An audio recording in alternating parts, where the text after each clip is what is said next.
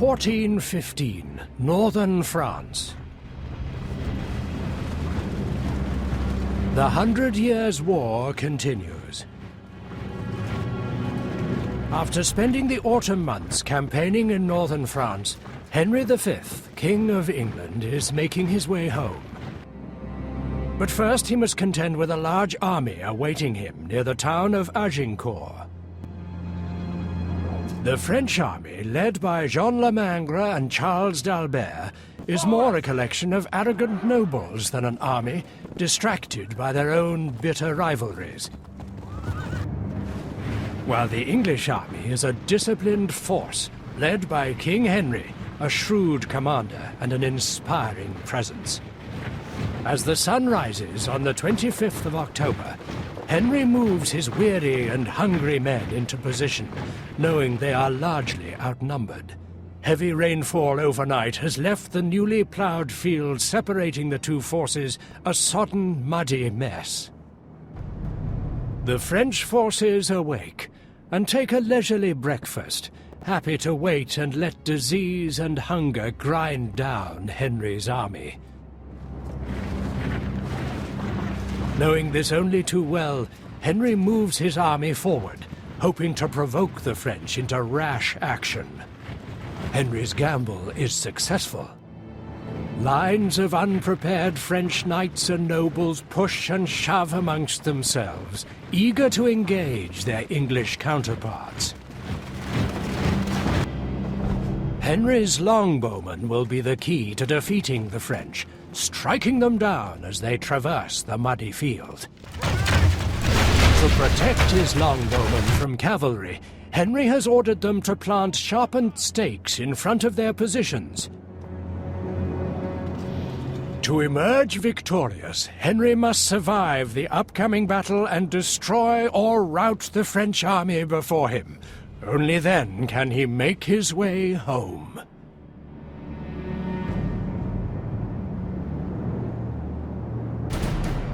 General!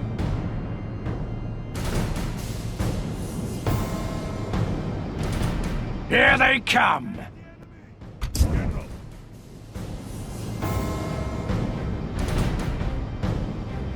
Heavy infantry!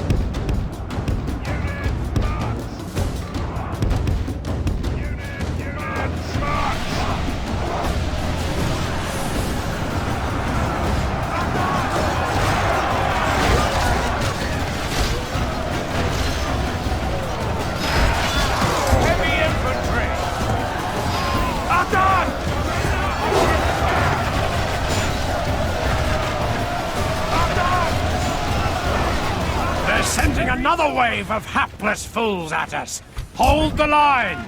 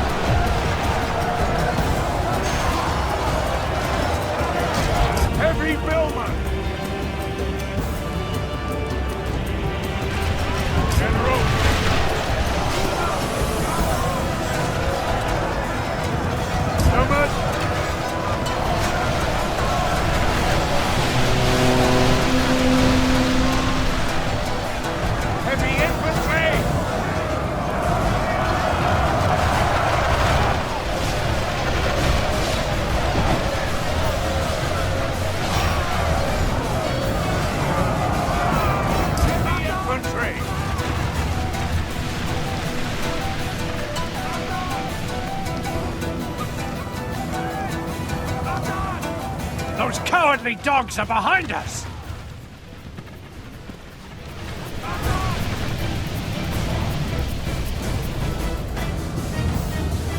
Heavy billman!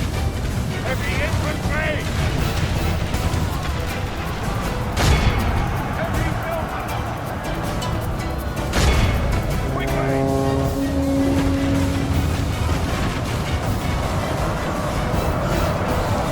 Heavy billman! Heavy infantry! Heavy billman!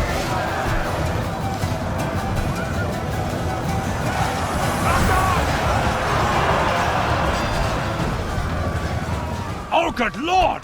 There's more of these French dogs on their way! Heavy billman! Heavy infantry!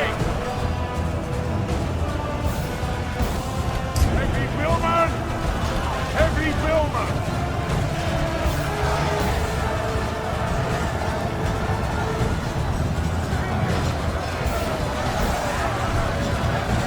Heavy billman! Attack!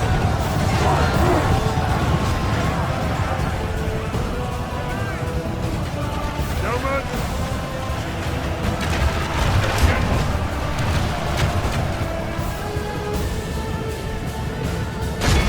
Once more unto the breach, my lord!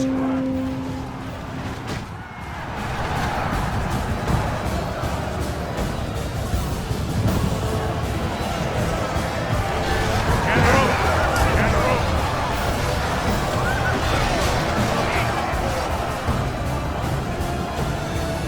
Heavy infantry! Heavy billman! For St. George!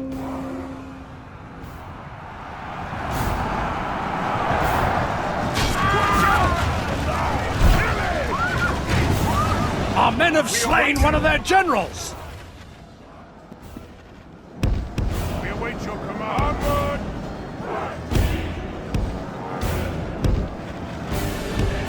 Onward! Heavy infantry! Heavy billman! Heavy infantry! Unit! All time! General! For St. George!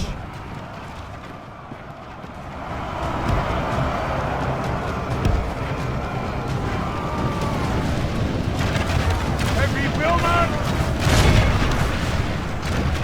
Heavy infantry! For St. George! General! March! Gentlemen!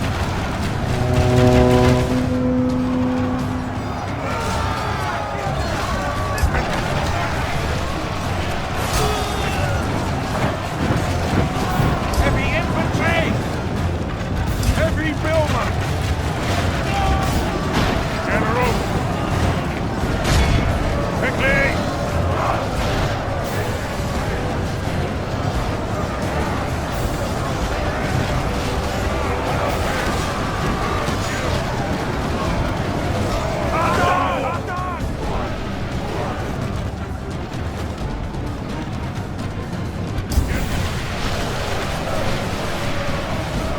General!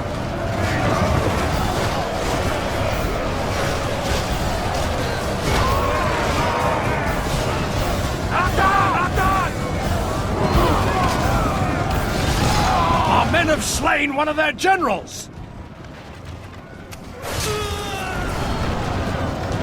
General! Take your place!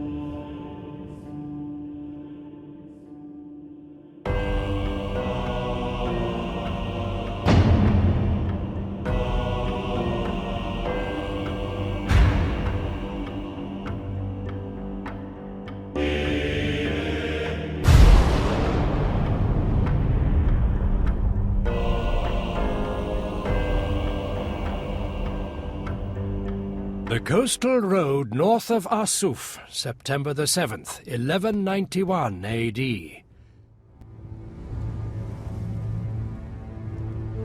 The Third Crusade began with the capture of the city of Acre, the ultimate goal to seize Jerusalem. King Richard, the Lionheart of England, saw the port city of Jaffa as a vital staging post on the road to the Holy City, and resolved to take it. Marshalling the Crusader forces, King Richard marches south to wrest the city from Saracen hands. Shadowing this invading army from inland, the great Sultan and leader of the Saracens, Saladin, waits for an opportunity to strike. Saladin draws his army into battle formation in a forest near Arsuf, an ideal position from which to launch an ambush. In readiness for the inevitable Saracen attack, King Richard's men march in a formation that will allow them to respond quickly. His archers and crossbowmen hug the coast with a screen of cavalry and infantry between them and the Saracens. Saladin springs the attack with terrifying quickness, hoping to drive the Crusaders into the sea.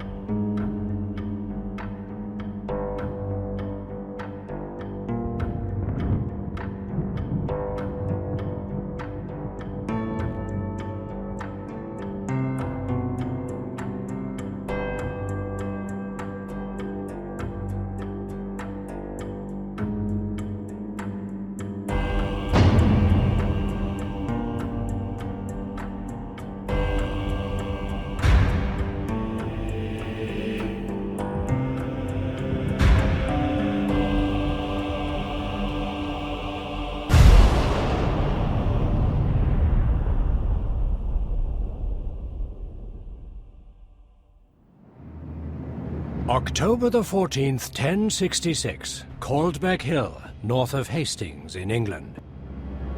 This land is ruled by King Harold Godwinson, the latest in a line of Anglo-Saxon kings. But Duke William of Normandy has a claim to the throne too. Years ago, Harold is said to have sworn to help the Duke to the throne of England, but he has failed to honor his oath, and now he rules as king.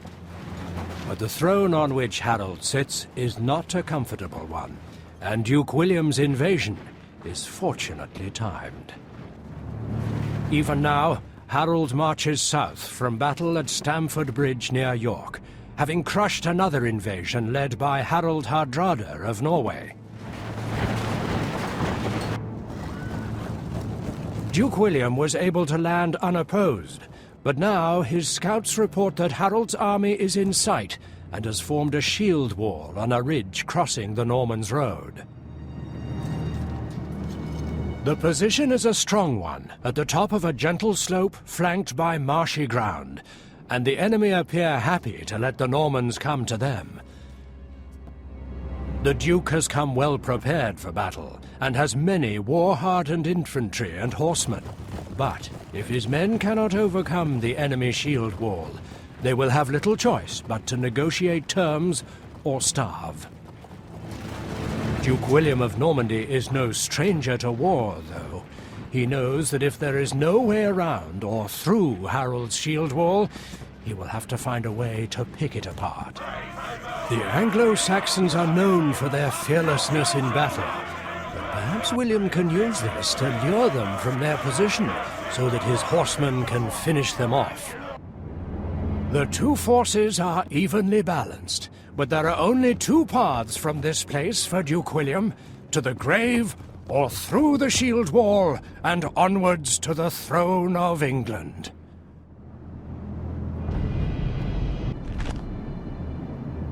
Archers!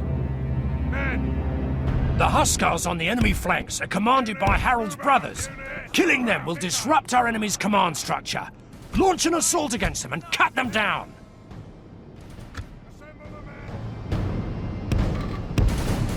Knights! General! Assemble the men!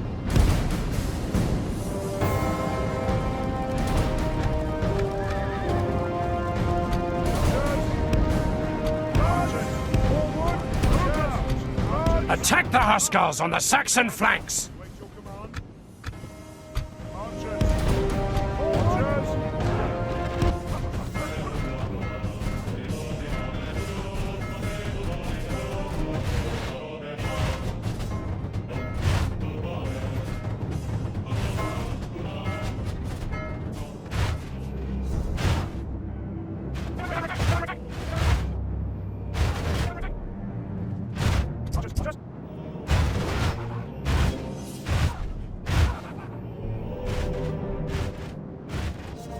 Harold's brother has been slain. Now he control the troops on the Saxon right to the east of the curve and access the shield wall. Attack them and infiltrate. Attack the Saxon right and retreat to draw them out. Attack the Saxon right and retreat to draw them out. Attack the Saxon right and retreat to draw them out.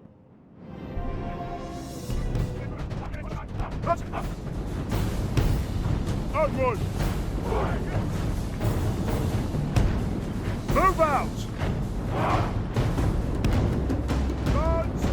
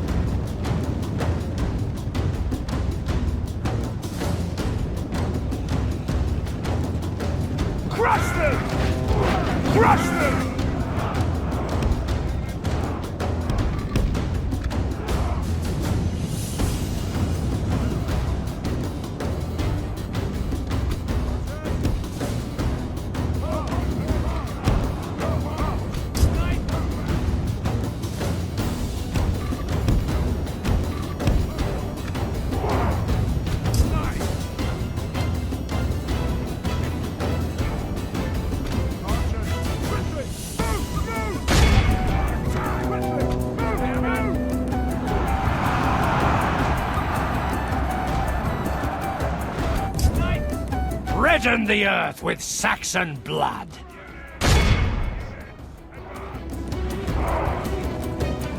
No mercy! To kill or to die are our only choices.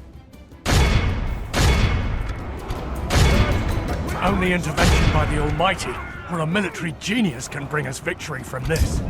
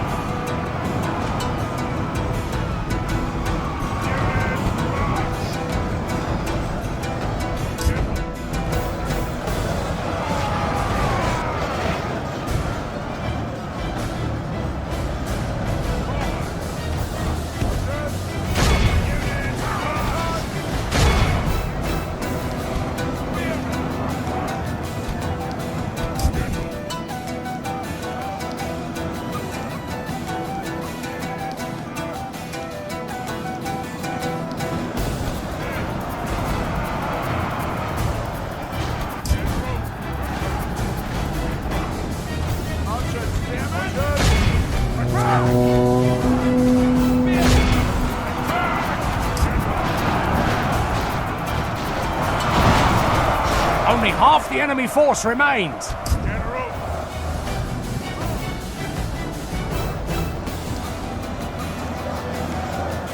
Pray something changes in the course of battle, for defeat seems almost certain.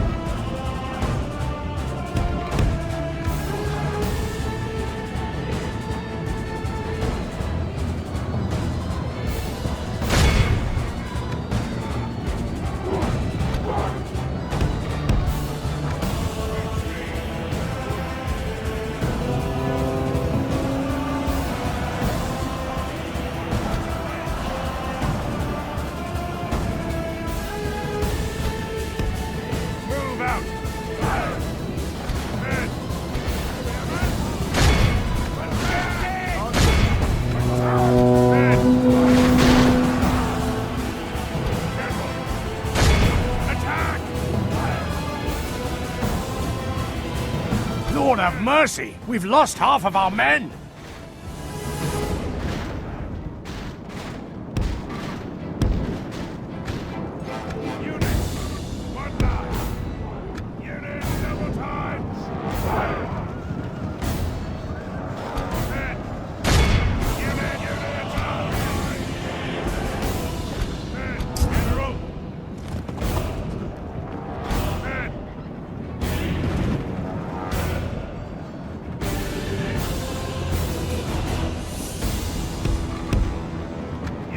Double time!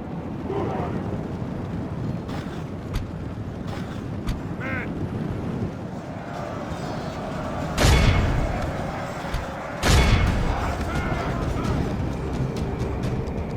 Men! Men!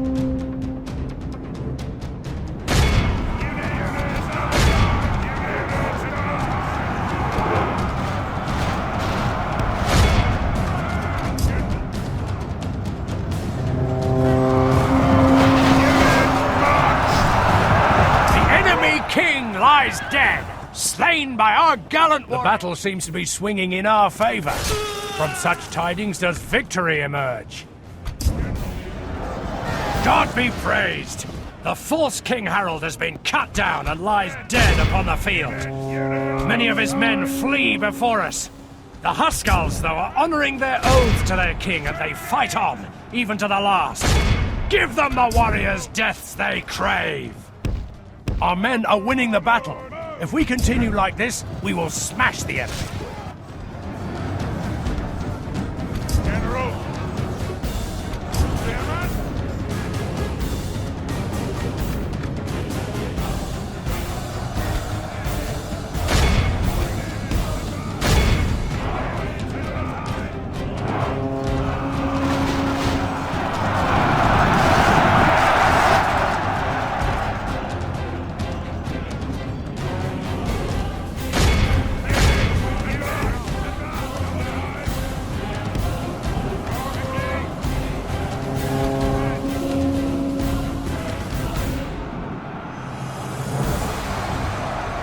All of Christendom will be awed by the victory we have won here today.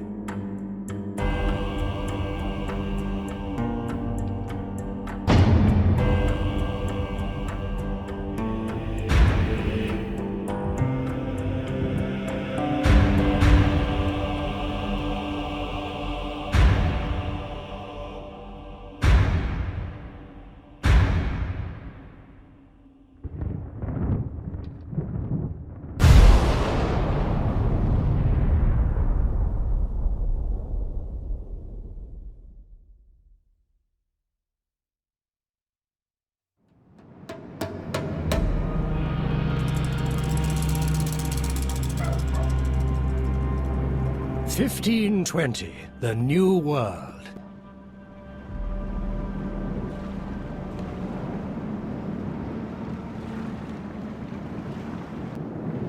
Since fleeing the Aztec capital, Tenochtitlan, Hernán Cortés and his Spanish conquistadors have been relentlessly pursued by Aztec warriors, keen to exact revenge for La Noche Triste, the sad night. On crossing the mountains overlooking the Otumba Plains, Cortés and his men find an enormous Aztec host waiting for them in the valley below. The Spaniards, suffering from hunger and disease, are exhausted. However, having made alliances with local tribes, the Spaniards are supported by Tlaxcalan warriors who have no love for their Aztec overlords. Indeed, some of Cortés' Tlaxcalan guides have gone for help from nearby tribes. Even with allies, looking at the army below, Cortés and his men expect their final hour has arrived. Cortés speaks to his men, telling them that science and discipline will prevail against the vast number of Aztecs arrayed against them. The Spanish are armed with steel and gunpowder weapons, while the Aztecs, though fierce and skilled warriors, are armed only with weapons of wood, stone, and obsidian. The Aztecs, without knowledge of horses in battle, have chosen to meet the Spaniards on Otumba's open plains, rather than amongst the crags and forests that would have negated the awesome power of Cortés' cavalry. Cortés instructs his men to target the many chiefs leading their men below. After earnest prayers to Santiago, the Virgin Mother and God, Cortés and his men prepare for what will be a fight for survival. Only victory in the upcoming battle will allow Cortés and his men to see another day.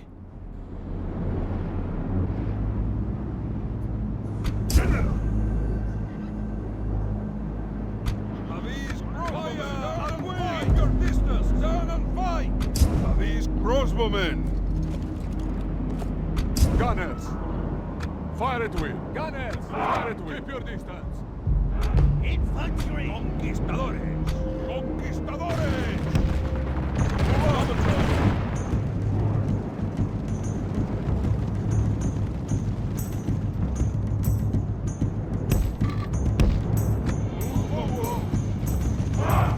Infantry! Attack with all haste!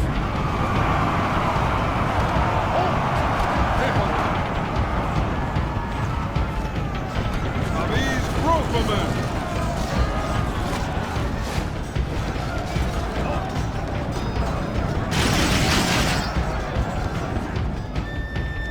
Infantry! Attack!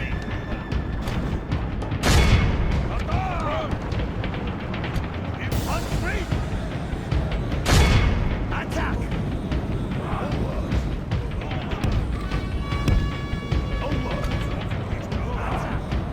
For Santiago!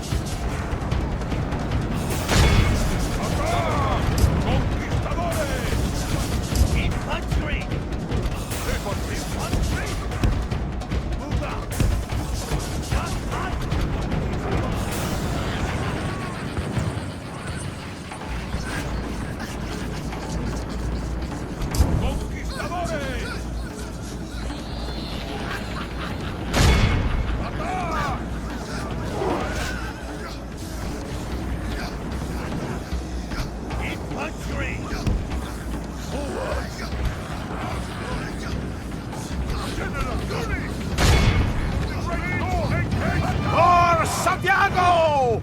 For Jesucristo! Conquistadores! General!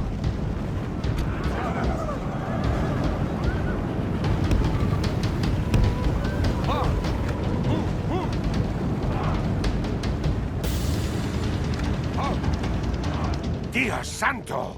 The heathens bring more warriors to battle!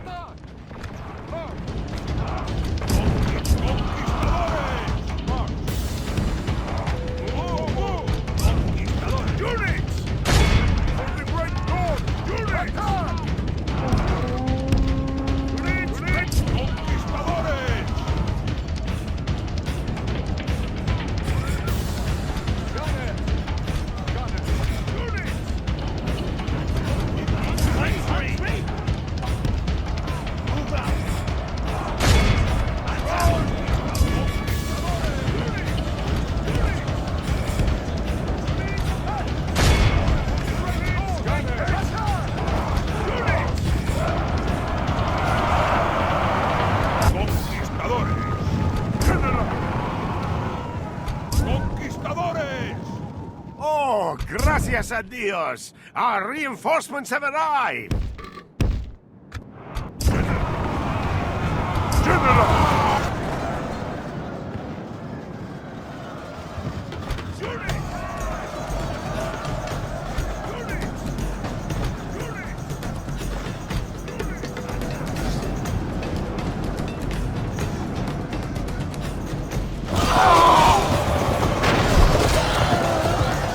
Bueno! Keep after their chiefs!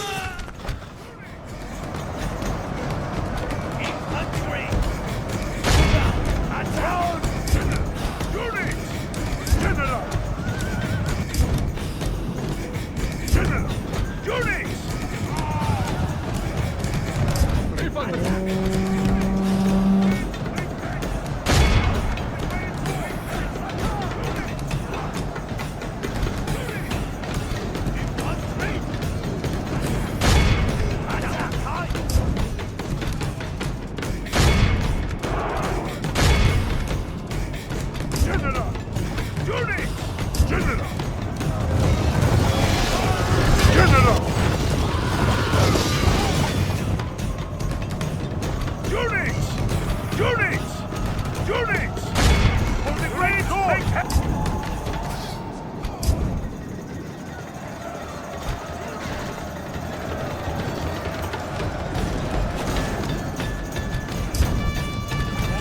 There's more coming from the east!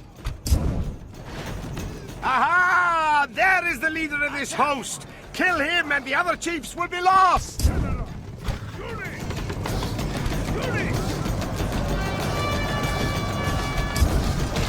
Gunners! Infantry! Infantry!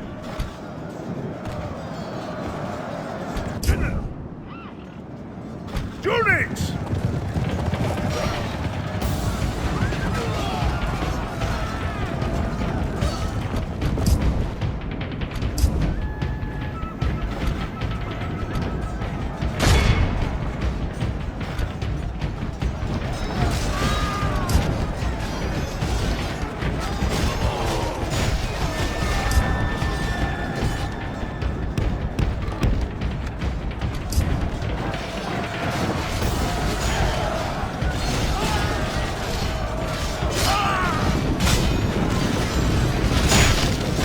Our men have slain the Aztec chief.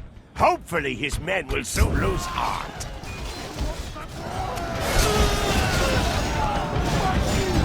General! Units! Units, band together!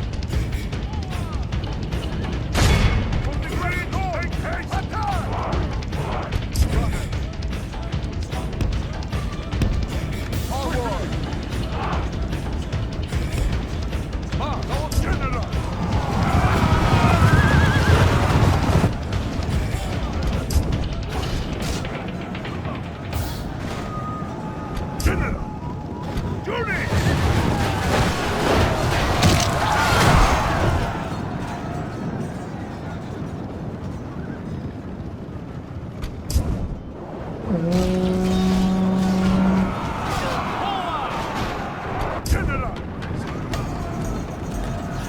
General!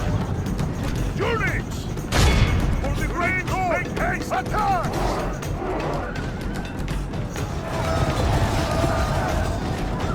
General!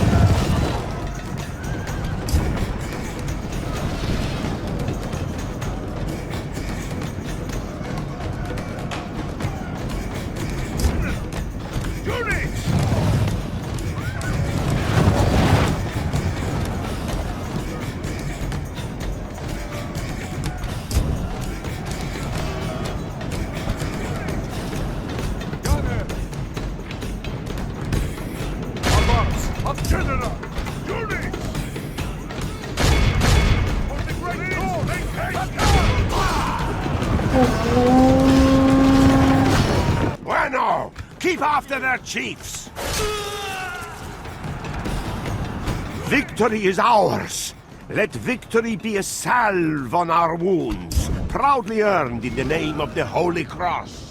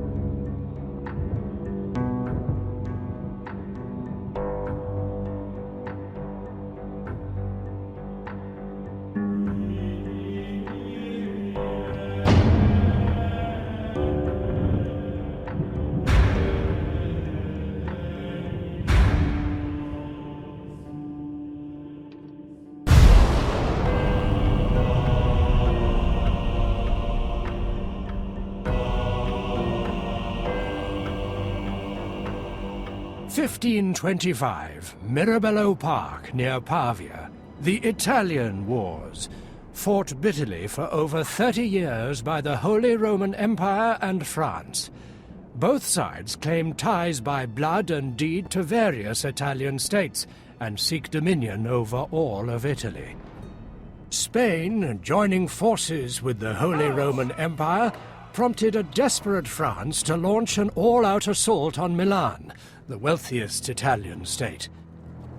After successfully wresting most of Milan from imperial control, King Francis moves his French army towards the last corner of imperial resistance, the city of Pavia. King Francis waits in his camp with his formidable gendarme cavalry near the main road into Pavia. He has deployed the majority of his army across the park, including a force of infantry to guard Mirabello Manor. The greatest challenge awaiting the imperial force is the heavily guarded French cannons, positioned to protect the French king. However, all hope is not lost for Pavia's imperial garrison. Even now, General Charles de Lannoy leads a relieving army of imperial and Spanish troops. Amongst them, musketeers and arquebusiers equipped with new, powerful firearms. Under orders from General de Lannoy, the Spanish army boldly moves to destroy the French cannons to the left of the manor. The imperial forces move toward the French king's camp, determined to capture or kill the French sovereign. The Spanish musketeers shoulder their arms and move to support their imperial comrades, bracing for the bloody battle to come. The situation for the Holy Roman Empire is desperate, but defeat against the ambitious French is not an option. Here, today, at Pavia, the Empire must prevail. General's bodyguard! The rash French choose to attack us head-on! Let's give them a dose of imperial pike and shot!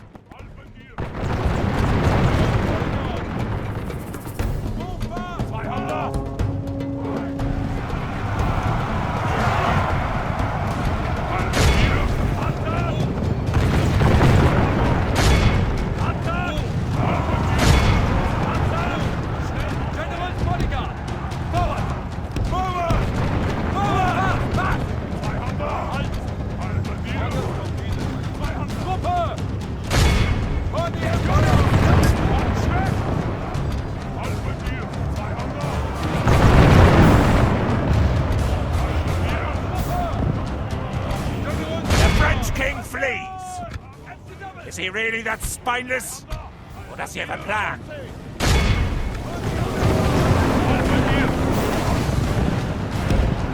Move out! Move! 200!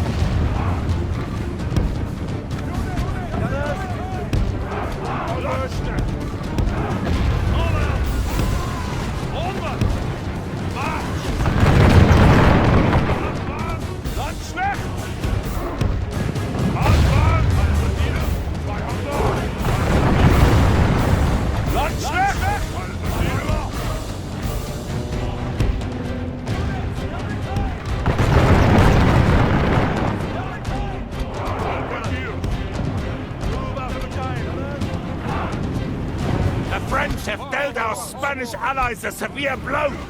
We must brace for a new wave of enemies.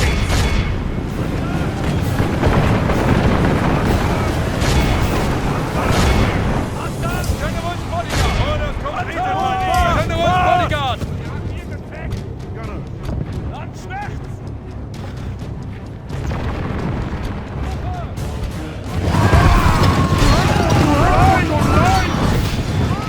Gott im Himmel! Our allied general has been slain. Avenge him!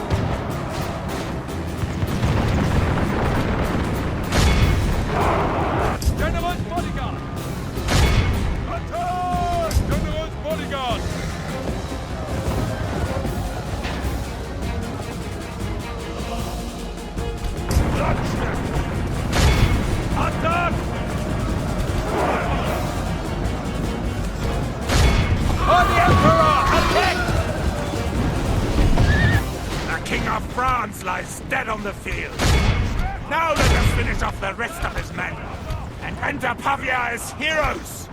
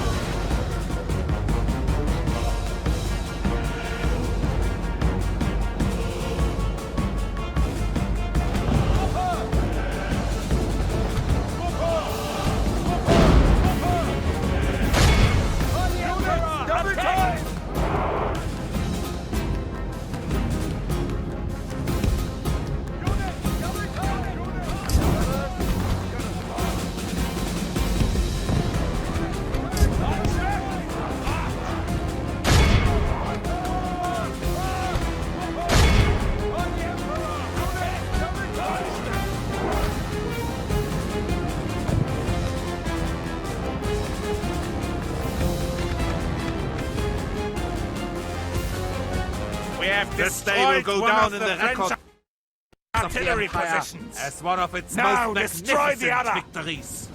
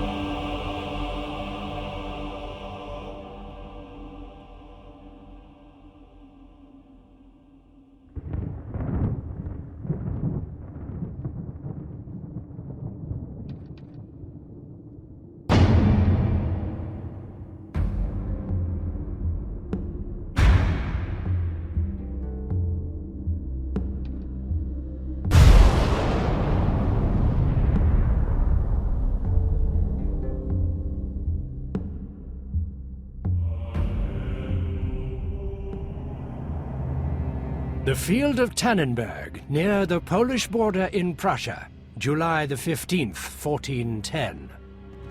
Following the defeat of the Crusades in the Holy Land, the Teutonic Order of Knights sought to carve out its own sovereign state by seizing territory in Prussia, then launching crusades against the neighboring Poles and Lithuanians. Reeling from this onslaught, the Poles and Lithuanians settled their differences. Under the guidance of the new Polish king, Władysław Jagiello, and his cousin Grand Duke Vytautas of Lithuania, they formed an alliance and prepared to fight back. Ulrich von Jungingen, Grand Master of the Order, stands at the head of a powerful army of Knights of Christ and prepares for battle. His well-equipped and battle-hardened force includes both Teutonic Order and Crusader Knights. Heavy infantrymen, crossbowmen, and cannons also make the Order army a dangerous proposition. King Jagiello has summoned a huge allied army of Poles and Lithuanians who now march for the Order's headquarters in Marienburg. Amongst Jagiello's men are armored knights, the flower of Polish nobility, together with infantry and light cavalry from both Lithuania and the Golden Horde. Although the Allies outnumber their adversaries, the quality of the Order's troops and equipment means that the result of the approaching battle is no foregone conclusion. For King Jagiello, finding some way to weaken the Order army is imperative, but much grim and bloody work lies between the Allies and victory this day.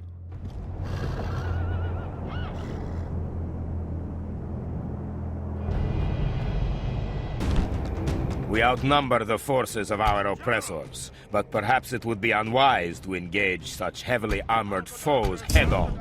The swift light horsemen of our Lithuanian allies may serve to draw off some of the Order's knights and give us time to deal with the remainder more easily.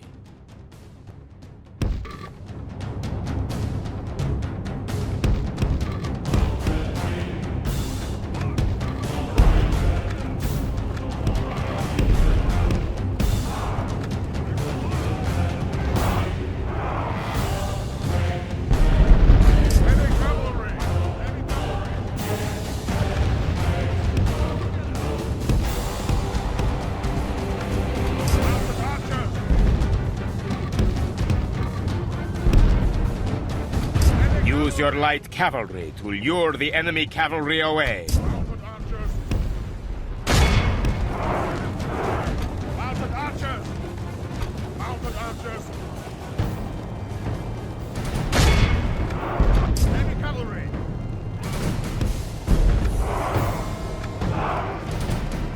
Halberdiers! Mounted archers!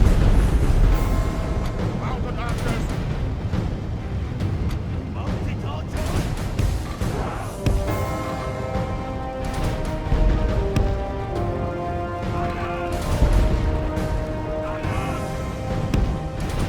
Ha!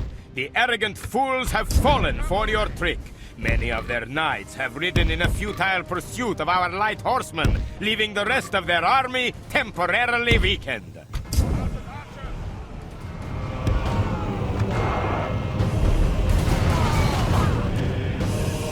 Destroy the enemy's main body before their knights return.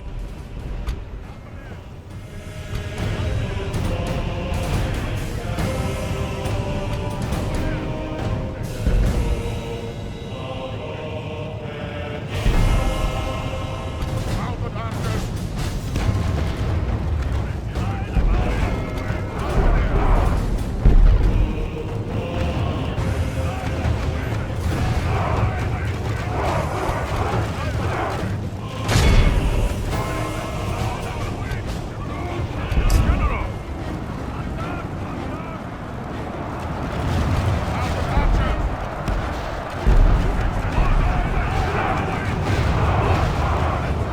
Courage, my brothers! God is with us!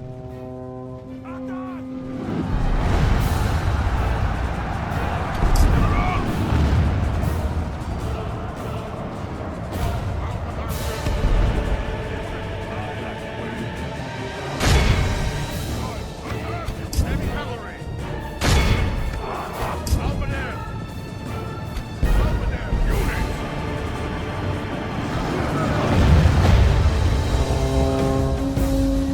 Heavy cavalry! Mounted archers!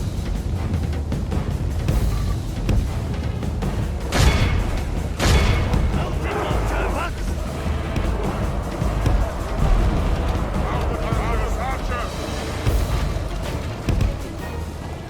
Mounted archers! Victory! The Grand Master of the Order, Ulrich von Jungingen, has met justice on the point of a Polish lance. No longer will his band of thieves be free to butcher our God-fearing people in the name of their false crusades. We have cast off the yoke of tyranny, and soon we will cut the remainder of this vile canker from our lands. God be praised!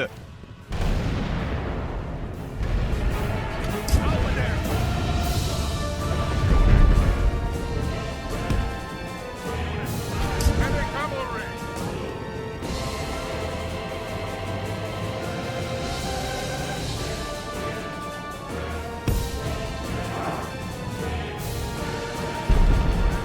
Move out!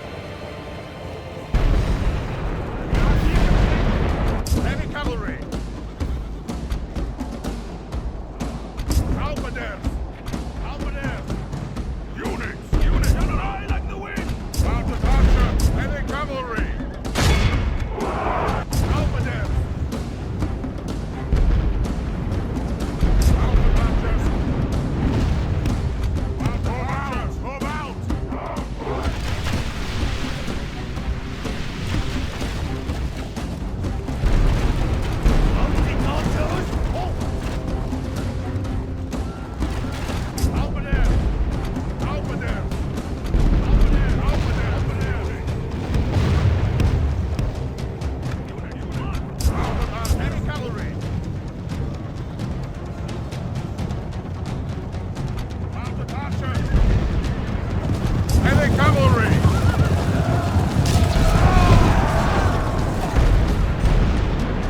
Units! Over there!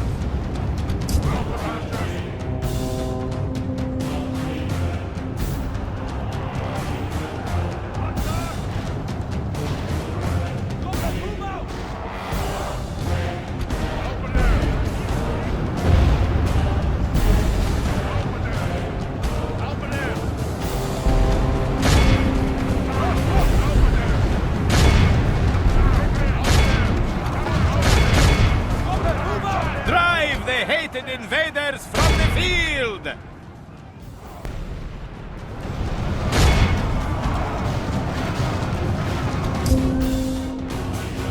Heavy cavalry!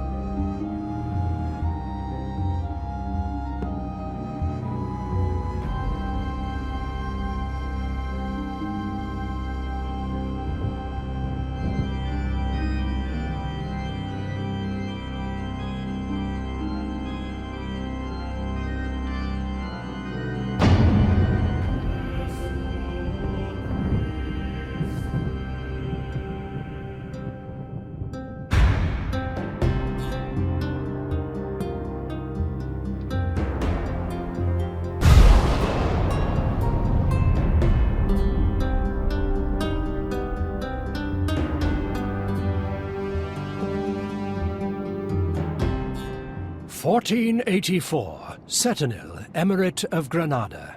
As the reconquista of the Iberian Peninsula from the Islamic Moors continues, Spain finds its efforts revitalized by its zealous Catholic monarchs, King Ferdinand and Queen Isabella. King Ferdinand, leading the Spanish efforts on the field, is renowned as a skilled warrior with a passion for artillery. The Spanish king now seeks to remove yet another Moorish fortress, keeping to his policy of leaving no enemies behind him as he moves towards the Moors' capital. With a new train of artillery provided by his wife Queen Isabella, King Ferdinand builds a small artillery emplacement outside Setenil's walls and prepares to lay waste to the defenses. Built on a giant rock, with the only access a ramp carved from stone leading up to the fortress, Setenil will be as impenetrable as the stone on which it is built. The king, confident in his cannons, builds no siege equipment, believing he can destroy the walls at range and hasten the Moors' demise. The Moors stand prepared, with ample crossbowmen and artillery positioned behind the protective walls, ready to bleed the Spaniards dry unless they can quickly drive through these walls. For the Reconquista to proceed, Setonil must be captured. A hard land breeds a hard people. Today, the Spanish must be the harder. 1884, Setonil.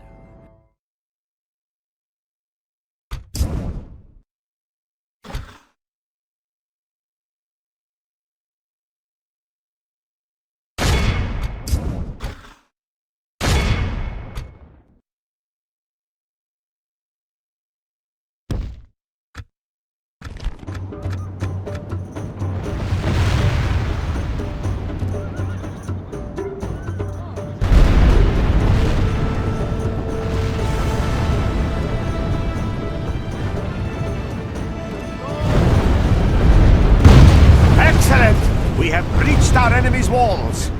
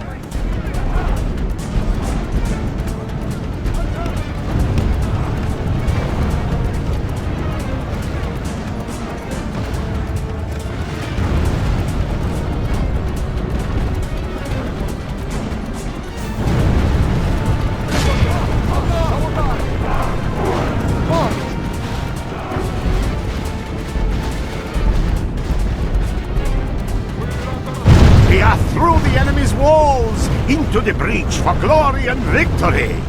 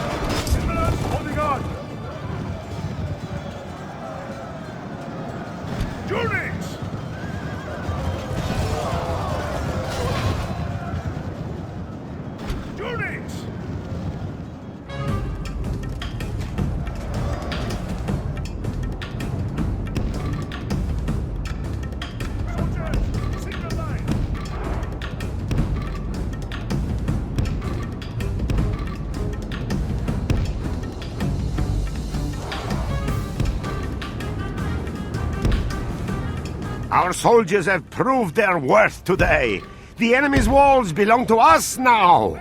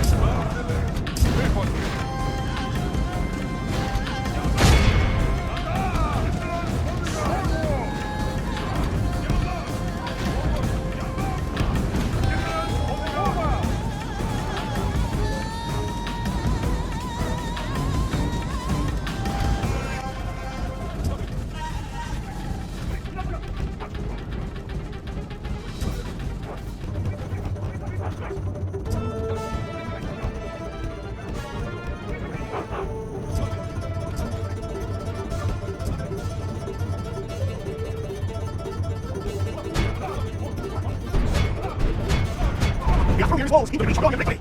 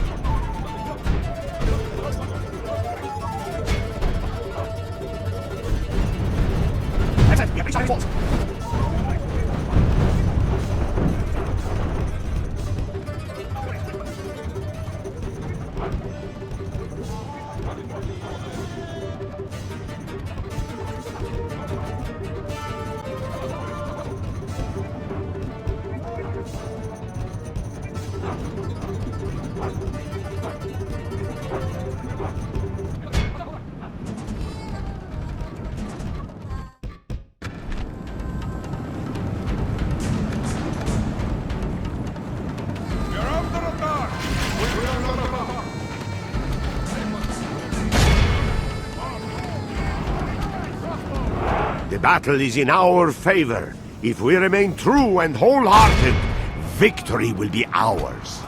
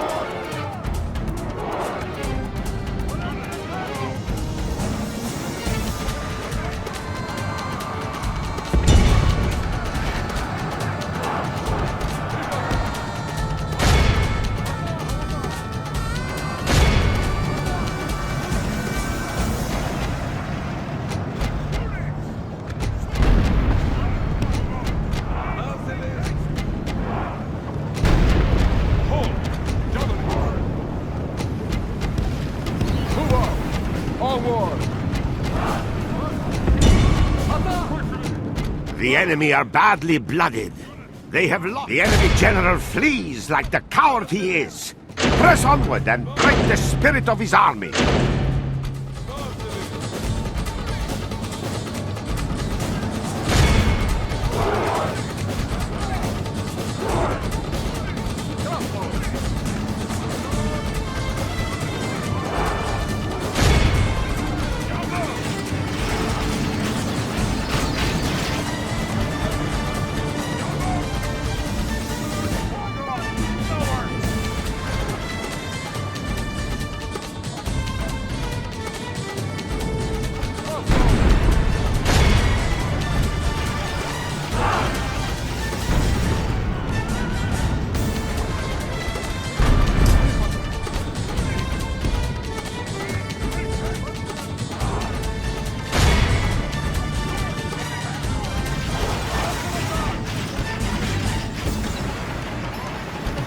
My lord, only half our force remains.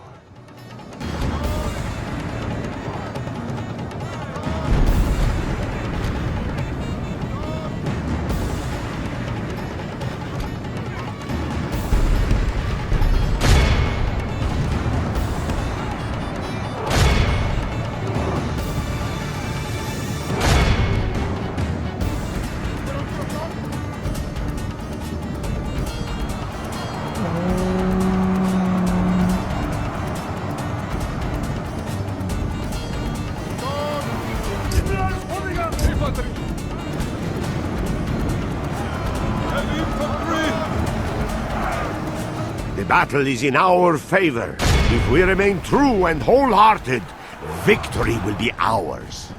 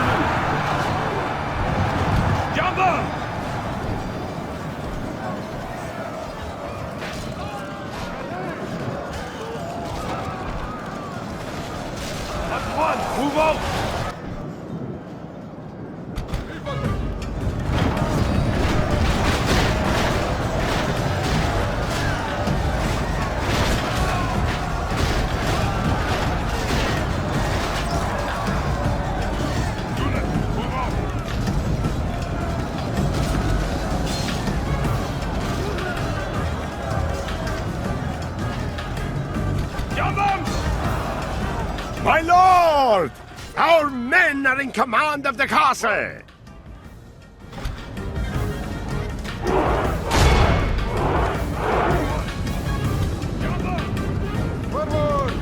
The enemy general lies dead. Good riddance to that desert dog. Pray his death will break his immense resolve. Go, go, go! Infantry!